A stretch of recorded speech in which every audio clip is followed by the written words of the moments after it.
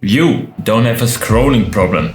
You have an escape plan you don't want to admit to. Last week I caught myself doing something that really scared me. I was sitting on the couch past midnight and I realized I wasn't even looking on the screen and my thumb was just scrolling. My eyes were there, just glanced over, and here's the part that hit me. I wasn't enjoying, I wasn't curious, I wasn't laughing, so I closed my phone, locked it and put it on the table. And without a single cautious thought, my hand automatically grabs my phone and unlocks it. And that was the moment I had to tell myself, I had to tell this out loud, that this isn't entertaining anymore, that this is a reflex, that this is how I run away from my life. So if you ever close down an app, for example Instagram, and 30 seconds later you reopen it, this video isn't about your phone. This is about why you keep escaping your life you want to improve. And no other productivity hack, no delete all apps video. It's why you and I keep scrolling on the damn phone,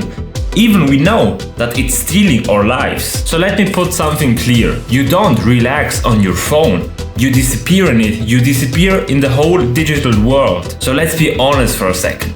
How many times did you put your phone away and really felt genuinely rested? And most of the time, it's not rest. It's that weird mix of emptiness and irritation. And your brain is overstimulated and underfed at the same time. And here's the hard truth no one tells you. You scroll on your phone because it's the easiest way to avoid yourself. And until you admit that, nothing's gonna change. So there's a lie both you and I tell ourselves when we use our phones, that I'm just relaxing, I'm just unwinding from the whole day, or even I deserve this. Man, I worked so hard the whole day, I need to take a second off. But if it's really relaxing or you deserve it, why do you feel worse after an hour of using it? And not the first funny clip, not the first meme. I mean the moment you finally put your phone down. And for me, it wasn't peace. It was this heavy emptiness, and my brain was buzzing and my body was just tired. And I was still hungry for something real, to do something productive, but I had no energy left in my body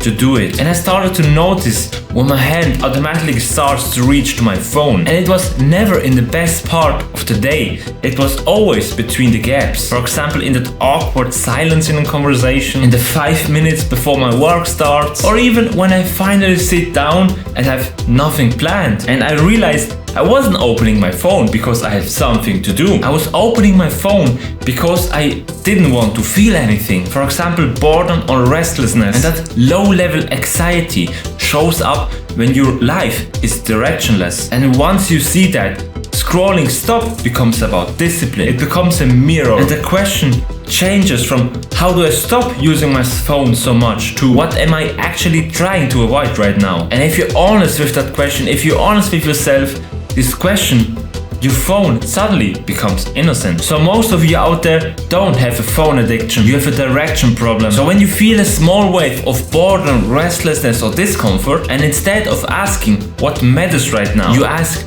where is my damn phone? And you label it stress or anxiety. But half of the time, it's just life asking for leadership. And you slice it with a scroll on your phone. And you're not overwhelmed. You're underdecided and your phone is winning by default. So let me walk through the exact moment when that loop starts. So you're sitting there, nothing dramatic is happening, and there's this tiny, almost invincible discomfort, and your brain hates that feeling. So before your brain consciously can decide what to do, your hand automatically goes to your pocket, to your phone, and you're not deciding, you're obeying it. So you unlock your screen, you tap that app that has been trained you like a lab rat to be addicted to the algorithm. And then your brain gets hit with something artificial. Novelty, drama, outage, simulations. And then you're not bored anymore, but you're not present either in your life. You're kind of in a third place, in a third dimension. Not in your life and not in their lives. You're in between, just floating between other people's arguments, other people's lives. And there's this part you don't like to think about, that you're not choosing, that you consume. And the algorithm still feeds you something that keeps you stuck, and not something that will make you respect yourself the next day. Something that will keep your thumb moving on that damn app. So when you tell yourself that you just need more self-control, you need to understand the math first. You're trying to fight thousands of engineering hours into that app, billions of billions in ad money, plus your own urge to escape the reality using guilt and a settings menu. And of course, that feels impossible to do. And you're not weak, trust me, you're not weak.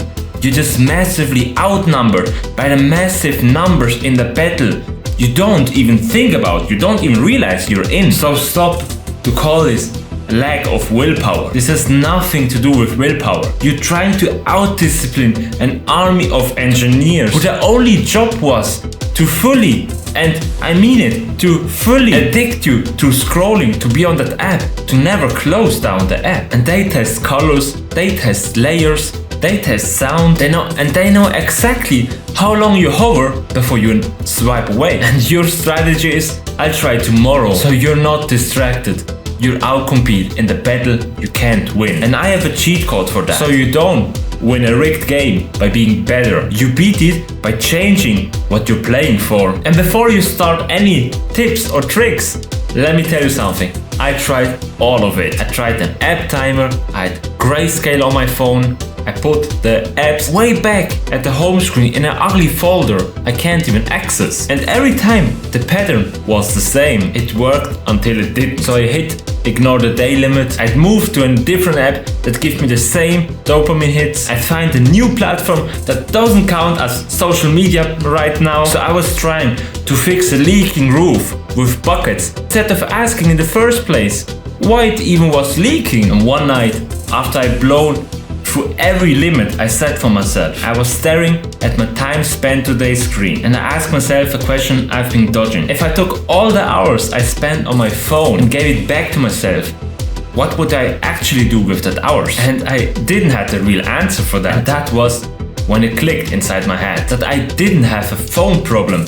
I have a problem with empty space, that I had unclaimed time, that I had gaps in my day where nothing was planned, a life full of open windows I haven't decided how to use. And as long these windows stayed open and empty, my phone will always win. My phone will always get in the way. And because it's not just a distraction, it's the only plan you've given yourself. And here is what I've learned so far, that you don't beat scrolling by hating your phone. You beat it by respecting your own life. And blockers, app limits or grayscale, they're useful.